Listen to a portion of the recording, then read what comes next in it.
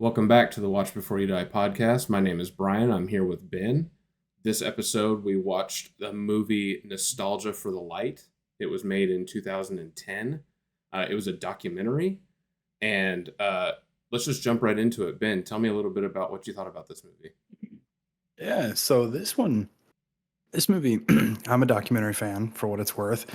Um, this movie had me feeling a lot of things. I think this movie could be described as heartbreaking. I think this movie could be described as like very thought provoking.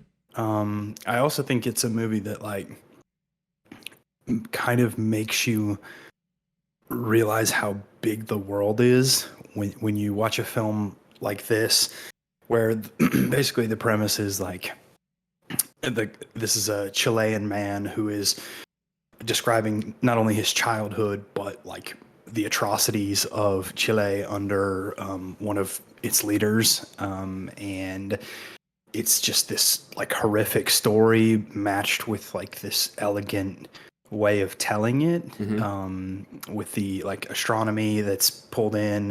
Is that the right word, astronomy? And and so, but it just like reminded me like how little I pay attention to the world at different parts in my life, because like I don't remember hearing anything about this. I don't know if I would have heard anything about this, quite frankly. Sure. And so but watching it was like um it was very heartbreaking. Like these people are, there's two main stories there. It's a bit strange actually, kind of how they're paired together. I will say it felt a bit strange to me, even finishing the film. I was like, well, that was unique. Yeah. I think that's what I would do. That's unique. But I do think that it kind of worked as well, to a degree. But it's basically this focus upon this astronomy, like headquarters almost. Like it's massive and it has all this incredible technology. So it's simultaneously focusing on that story while also telling the stories of the atrocities of this leader who killed bajillions of people, and some of them were the astronomers, and dumped their bodies in the deserts, and these women, primarily women, go looking for their family members who have been murdered and dumped in the desert. And so it was an interesting film. I will say, with all the good, I did enjoy it, and I did learn, and I did really feel like I was connecting with the story. It also fell into the trap of what other films have fallen in the trap for us, specifically when I think of it. I can't even think of the film now. It's the one that had Brad Pitt that we all rated pretty lowly. The Tree of Life. The Tree of Life. I can appreciate a visual, but there's too many visuals, and it felt like the film dragged those out for, again, no real, like, I think it was meant to connect the viewer to the vastness of this story. Yes. But it took too long trying to connect. Like, you can make me connect with less time staring at stars and solar systems and I could not deserts. Agree with you more. It's amazing. I always complain about movie length. I hate to be this guy, but like, it's an hour and a half documentary, so you think it's going to be tight, but it is. It really did drag on with the shots, and I'll come out of the gate with my negative first. I have a lot of good things to say about this movie. I have a lot of bad things to say about this movie. There was a stark difference to me between the astrology shots, or like the outer space, the telescope shots, and like what I would call stock footage level quality shots that are like beautiful shots, and then some of the handheld on scene footage. I didn't like the dichotomy between those two, and I really didn't like when they put those like sparkles over the top of the frame to do transitions between. Some of the shots were just too long. That said, I really do have a lot of good things to say about this movie, because I think I'm like you. I wouldn't have ever probably heard of the Atacama Desert No. or known anything interesting happens there. And I think this documentary, one of the things that it suffers from, this will be like the harshest thing that I say, is like there's a kernel of a great idea for a movie, or like at Hmm. least a juxtaposition that they start with, but then the documentary doesn't really land all the way from me. It doesn't Hmm. quite accomplish what I think they set out to accomplish. The Hmm. dichotomy for the people who haven't watched the movie, if you don't mind hearing about it, is the Atacama Desert, because there's little to no humidity, basically two people it's really good for. One of those people, or one of those groups of people, are archaeologists who Hmm. dig and study fossils and bones and things. Because of the no humidity, things are preserved longer.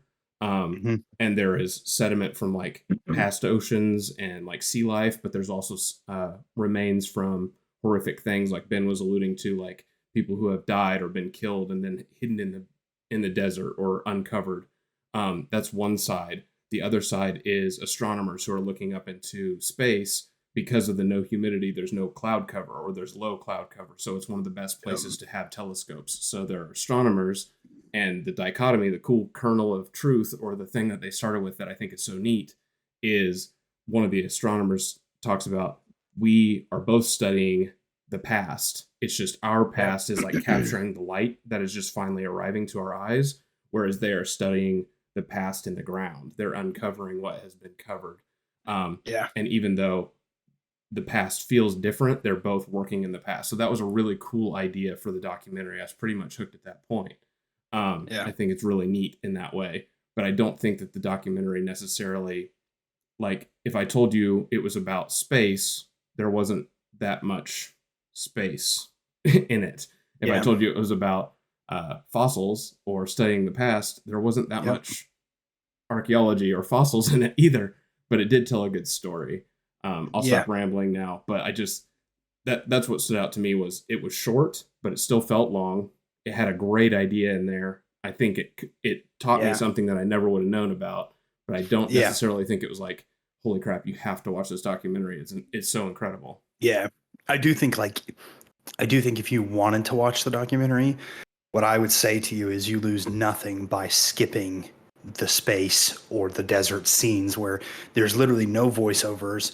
There's little to no music, if any music. I think it's just like sounds. Mm-hmm. Um, at times, like you lose nothing, but the parts that where they are interviewing one of the astronomers, or they are interviewing an archaeologist, or they are interviewing these women whose brothers and husbands were murdered, they are interviewing the man who is imprisoned.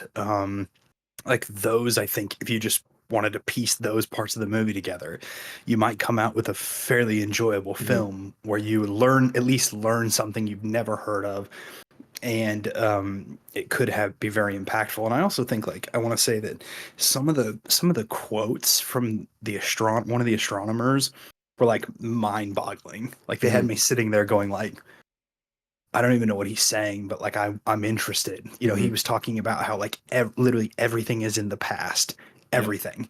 Um, and it was fascinating. It was something that I was like, man, I'd love to just sit and talk with that guy Mm-hmm. because he has a world of knowledge. But yeah, I do think it is a film that was both extremely impactful, but again, it dragged it out the Mm-hmm. impact, so it became less impactful. It's I did like, think the two older gentlemen, I think their name, I can't remember one of their names, but Miguel was the last one that we were introduced to. uh-huh, Um, he was a architect, I believe, and while he was in these concentration camps being completely yep, tortured, what he would do on his walk from one place to another is count his strides and steps, yeah, and he had just a mind for it, and he ended up redrawing, even after they destroyed the places that they were kept to try and like hide the evidence. He released drawings that were such detail that everybody was like, where did these come yeah, from? Who made these drawings? Learning about the people who were there, and then the guy before him, I wish I could remember his name off the top of my head, but the fact that uh, they weren't allowed to look at the stars because they thought that they could use the stars to escape, but he hmm, looked at them anyway, and they were like his old friends. He was like, it made me feel like home, and it yeah, made me, um, like those two guys. I wish they would have come into play sooner. Same with the wives and the Yep. sisters and the mothers and the Yeah. remaining women who go out daily into the desert to comb the desert for remains of their Yeah. relatives, of their loved ones, of their friends. Um, I wish that they would have come into play sooner in the talk, because I love seeing the inside of a telescope and all the shutters like opening on all of them. Like that's cool to see, but like it's just taking time and I'm not really learning anything. Like it's just kind of, I don't know. Maybe I'm being Yeah. too nitpicky, but No, for no, no. me, all the I meat was agree. at the end of the documentary, and then it just kind of drops, and you're just kind of like, okay, Yeah. like sounds Yeah. good. Yeah, I do agree because I mean, we had read the premise I think last week of what the film was, and so I was kind of sitting there waiting for that part of the film because I remember like describing it and it had this very specific, sentence about, Mm-hmm. women going out and looking for their lost brothers and husbands. And so I sat there and waited and I was like, maybe I read the wrong Yeah, summary of is the is movie. that later? Um, Is that part yeah, two? but it did come. Mm-hmm. So I think that being said, let's get some ratings. So what would you put this film at with the good and the bad? Where do you land this one for your scores? This one's really tough for me. I think in execution it's so low, Yeah, but in content I want to give it a high score, and so yeah, I'm conflicted. I'm going to I give it agree. a 7.5 because I do think Okay. this is a documentary that I like. I think I would Yeah. rewatch it, and I think it's worth other people watching. I Yep. just think I might do like a 1.5 speed or a 2 times speed. It's Yep. also worth noting this doesn't matter to me because I watch a lot of movies with captions. I watch animes with captions. I also watch Hmm. English movies with captions, but this movie was in Spanish, and reading the captions, you can't always like look at the person and the caption at the Yeah. same time, so you have to pay attention the whole time. But that said, I know enough Spanish. It was kind of fun to hear their dialect and hear it back and understand Hmm. some of the words and how they were putting them together. So if you don't mind subtitles, I think you could watch this movie and enjoy it. Yeah. I agree. I am the same as you. I actually, as I watched this, thought, for me, this is a pretty high rated movie. Um, and I was like maybe around like an 8.7, but then by the end of it, I was like, I think this is more like 8.2 for me. Like Okay. it is a good film. I enjoy it. I like documentaries. I, like you, watch a lot of things with subtitles, so that wasn't necessarily an issue. But I wanted to rate it higher because again, the content was like something I've just never heard of, something I've never seen, something I've never experienced in that way. And but execution wise, a little too long, a little too many starry sky shots, and Yep. so I'm gonna give it an 8.2. It was super effective in teaching me about something that maybe I never would have heard of though, and so Yeah, I really enjoyed yeah. it for that reason. I do think it was worth our while, worth our time. Without Justin's score with an 8.2 from you and a 7.5 from me, our overall score is a 7.9 for this movie. And as Yep. always, if we get a new if we get an updated rating from Justin, will always add that to the sheet afterwards. But I think that concludes Yeah.